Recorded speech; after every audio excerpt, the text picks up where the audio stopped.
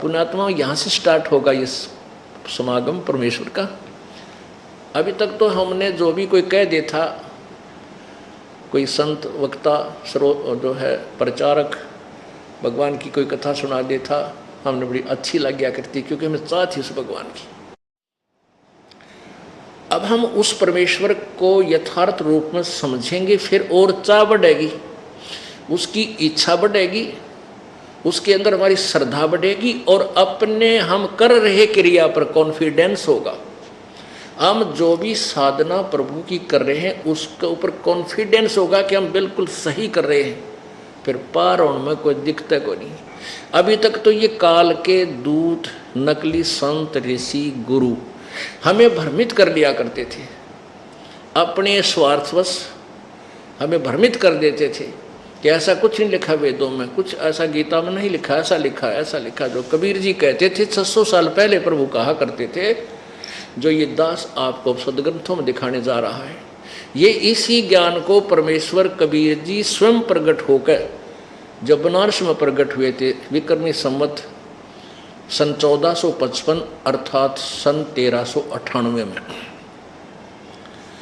तो उस समय वो प्रकट होकर के यही ज्ञान बताया करते थे जो ये दास बता रहा है। लेकिन उन नकली गुरुओं ने, संतों ने, ब्राह्मणों ने, नकली ब्राह्मणों ने, ब्राह्मण तो हम हैं, ब्राह्मण सोए जो भगवान पहचाने, पंडित सोए जो पिंड की जाने। पंडित विद्वान वही है जो शरीर के अंदर सारी व्यवस्था को समझ लेगी, इसका क्या महत्व है, किस लिए हमें मिला है, और इसमें कौन सा भगवान यानी कौन सा कमल कहाँ पर है, उसका क्या जाप है, वो कैसे खुलेगा, कहाँ से कैसे हम निकलेंगे, किस रास्ते से हमने सतलोक जाना, वो पंडित है। तो उसमें परमेश्वर यही बताया करते थे, लेकिन ये नकली गुरु कह देते थे कबीर अशिक्षित है, ये क्या जाने, संस्कृत जानता नहीं है, तो क्या जाने वेद और गीता के विषय में, ये झूठ बोलता है, झूठ बोलता है, क्या जाने पुराणों के विषय में। तो उस समय हम अशिक्षित थे, यानी हमारे पूर्वज अशिक्षित थे, मानव समाज अशिक्षित था, इसलिए उन नकलियों का दाव लगा रहा कि सचमुच हमारे गुरुजी संस्कृत जानते हैं, सब सदग्रंथ संस्कृत में लिपिबद्ध हैं, तो हमारे गुरुदेव जो कह रहे हैं नकली, ये सही है। और परमात्मा के उस यथार्थ ज्ञान को रिजेक्ट कर दिया, कूड़े में डाल रखा था। अब दास को परख हुई, दास को परमेश्वर ने जौहरी बना दिया, तत्वदर्शी संत बना दिया कबीर भगवान ने।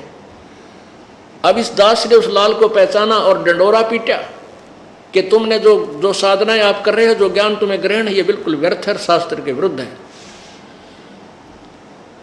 और ऐसी उमंग भरी कि जन जन को बता दूं, पागल सा हो गया। साथी, आसपास के घर वाले सभी कहने लगे तो बावड़ा होगा, कबीर को भगवान बतावे, देख किसी अनौनी। पुण्यात्मा, ये आज के युग में कमाल की बात है कि कबीर साहब को परमात्मा सिद्ध करना, परमात्मा को ही परमात्मा सिद्ध करना हमारे लिए इतना डिफिकल्ट बना दिया है ना ज्ञानियों ने, जिनको ज्ञान नहीं था सदग्रंथों का, और अज्ञान से परिपूर्ण कर दिया मानव समाज को। लेकिन कहते हैं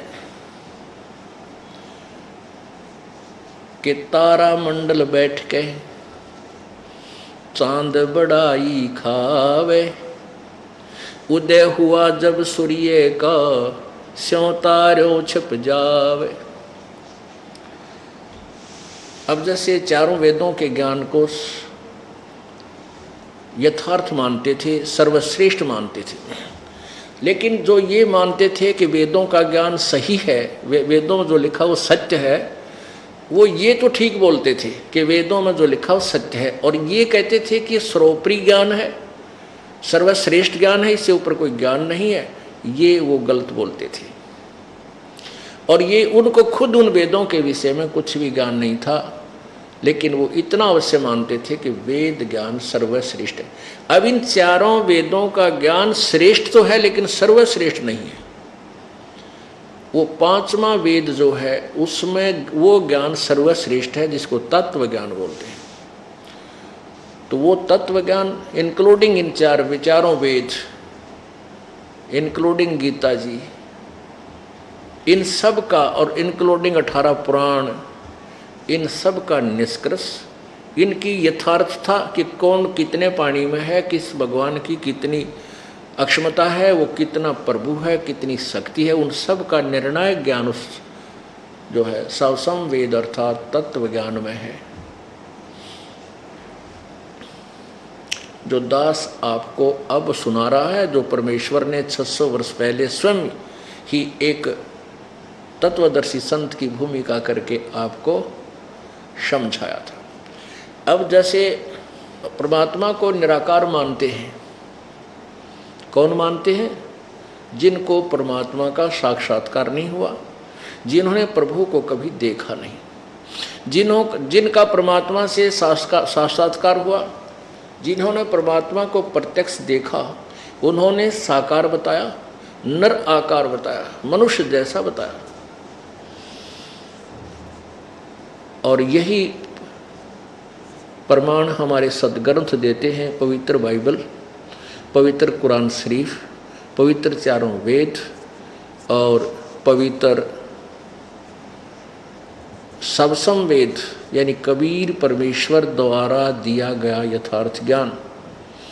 गीता जी अध्याय नंबर 4 के श्लोक 25 से लेकर 30 तक ये बताया गया है कि कोई तो साधना ऐसी करता है, कोई ऐसे करता है, कोई ऊपर न पैर करके नीचे न सिर करके, कोई योग अभ्यास से, कोई केवल जीव हिंसा ना करके, कोई देवता पूज के, कोई व्रत रख के, कोई कठिन तप करके इन साधनाओं को करते हैं और अपनी साधनाओं को ये पाप नाशक जानकर करते हैं कि ये हमारे पाप नाश करेंगी। उसके विषय में चौथे अध्याय के ही 32वें श्लोक में कहा है कि इस प्रकार से के बहुत से विस्तार से इस प्रकार के अनुष्ठान, कौन सी साधना ठीक है, उस ब्रह्मणे मुखे माने उस पूर्ण परमात्मा सच्चिदानंद घन परमेश्वर के मुखे माने मुखारविंद से उच्चरित वाणी, उनके द्वारा दिए गए उस तत्व ज्ञान में विद्यमान में विस्तार से कहे गए हैं। फिर चौथे अध्याय के 34वें श्लोक में कहा है कि उस तत्व ज्ञान को जो गीता से अलग है, गीता में जो ज्ञान दिया जा रहा है उनसे भिन्न है वो कोई ज्ञान जो पूर्ण परमात्मा के, क्योंकि गीता ज्ञानदाता कह रहा है कि वो ब्रह्मणे मुखे, वो पूर्ण परमात्मा के मुख्य ज्ञान में सच्चिदानंद घन की वाणी में विस्तार से कहा गया उस तत्व ज्ञान को तू, चौथे अध्याय के 34वें श्लोक, किसी तत्वदर्शी संत के पास जाकर समझ, तत्वदर्शी संतों के पास जाकर समझ, उनको दंडवत प्रणाम करने से, कपट छोड़कर उनकी सेवा करने से वह तत्वदर्शी संत तुझे उस तत्व ज्ञान का उपदेश करेंगे। तो पुण्यात्माओं, वो जो सवसम वेद है उसमें वो यथार्थ ज्ञान भरा हुआ है और उसी का समर्थन जो परमेश्वर ने अपने सिंपल लैंग्वेज में उस क्या रहा, इस तत्व ज्ञान को रिजेक्ट करने का मुख्य कारण क्या रहा कि परमेश्वर ने वो ज्ञान एक सिंपल लैंग्वेज में लिखवाया। कबीर वाणी लोकोक्तियों के माध्यम से, श्लोकों के माध्यम से, कविताओं के माध्यम से परमात्मा ने उच्चारण किया। अब पुण्यात्मा,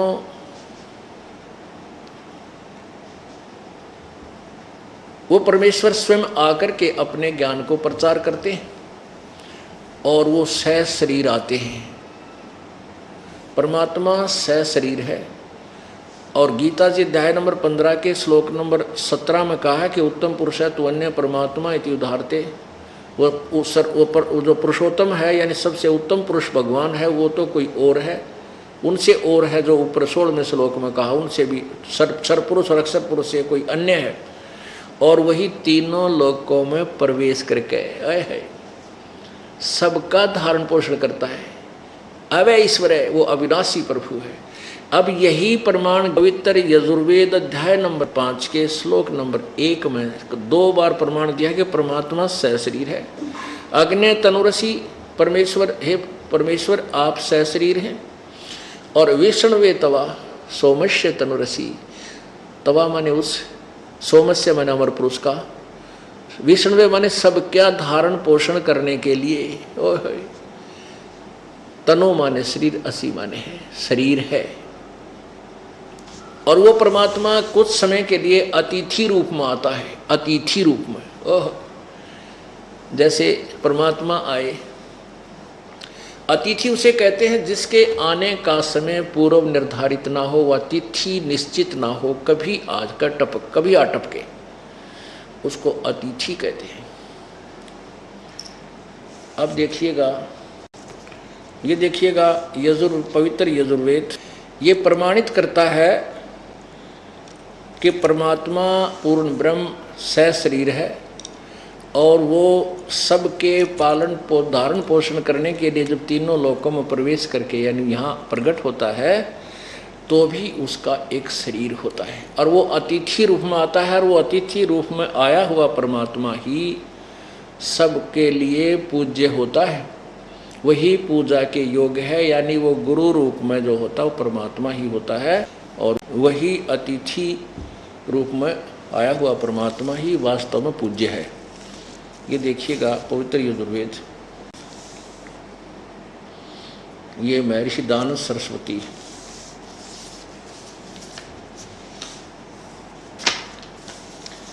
ये देखिएगा महर्षि दानव सरस्वती द्वारा इसका अनुवाद है। प्रकाशक है सार्वदेशी कार्य प्रतिनिधि सभा 2/5 महर्षि दानव भवन, रामलीला मैदान, नई दिल्ली। यजुर्वेद आर्य भाषा भाष्य संपूर्ण 40 अध्याय महर्षि दानव सरस्वती कृत, महर्षि दानव के द्वारा इसका अनुवाद किया। यहाँ देखिए 5वां अध्याय आरंभ, इसमें प्रथम मंत्र में लिखा है अग्ने तनुरसी विष्णवे तवा सोमस्य तनुरसी। कितना स्पष्ट है,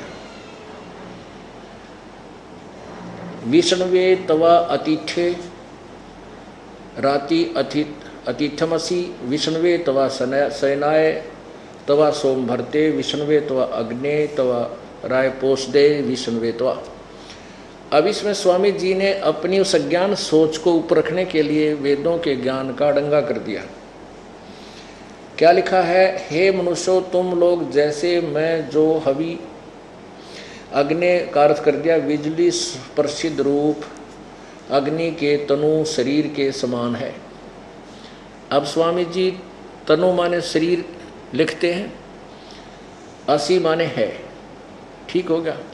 और अग्नि पर रह गया रोड़ा, अग्नि पर उलझेड़ा रह गया कि अग्नि माने क्या हो सकता है।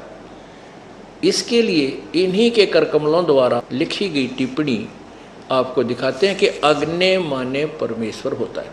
पुण्यात्मा जो एक ऐसा देखो, एक बच्चा 12 महीने पढ़ता है और वही सिलेबस बार बार रिपीटेशन करता है, तब जाकर के वो पास मार्क मुश्किल से ले पाता है। तो दास यही चाहता है कि आपको इसका बार बार आवर्ती कराऊं, रिपीटेशन कराऊं, ताकि आप इस तत्व ज्ञान से ऐसे परिचित हो जाएं कि वो आपको कोई डगमग ना कर सके। और जब तक आप इस तत्व ज्ञान पर आरूढ़ नहीं होगे, आपकी भिन्न भिन्न प्रकार के भ्रमित करने वाले वचनों से बुद्धि हटकर इस एक तत्व ज्ञान पर नहीं लगोगे, तब तक तो तुम भगत भी ना बनते। योगी तब बनोगे, भक्त तब बनोगे। गीता जी अध्याय नंबर 2 के श्लोक नंबर 53 में कहा कि अर्जुन, जब नाना प्रकार के भ्रमित करने वाले वचनों से तेरी बुद्धि हट करके एक परमात्मा पूर्ण ब्रह्म के ऊपर टिक जाएगी, तू दृढ़ हो जाएगा, तब तू योगी होगा। योगी माने साधक, भक्त, यानी भाषा का अंतर है। योगी के पास हमने सोचा कि जो समाधि लाकर बैठ कर आकड़ का बस यू ऐसे योगी नहीं। योगी माने भगत, योग अभ्यास साधना के लिए, भगवान की भक्ति के लिए कर रहा प्रयत्न योग अभ्यास। और एक योग आसन होते हैं, वो आसन अलग चीज़ है। योग यहाँ जो अध्यात्म ज्ञान के अंदर जो आता है, ये योग माने भक्ति होती है। योगी माने भक्त होता है, साधक होता है। अब पहले ये समस्या हल करनी पड़ेगी कि अग्नि माने परमेश्वर होता है, क्योंकि ये ऐसा जटिल प्रश्न बना दिया इन अज्ञानियों ने कि परमात्मा निराकार है, तो दिखता नहीं, उसका केवल प्रकाश दिखाई देता है।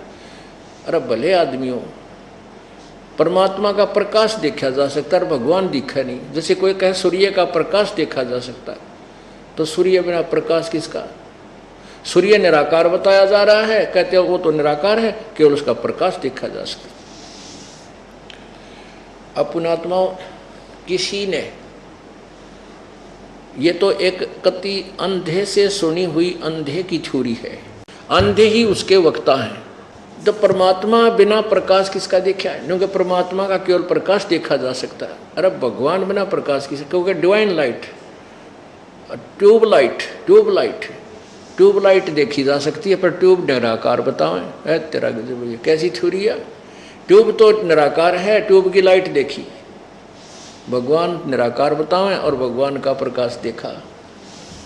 तो ये थ्योरी बिल्कुल निराधार, वेदों और गीता के विरुद्ध, और जिन महापुरुषों ने भगवान को देखा उसके विरुद्ध है।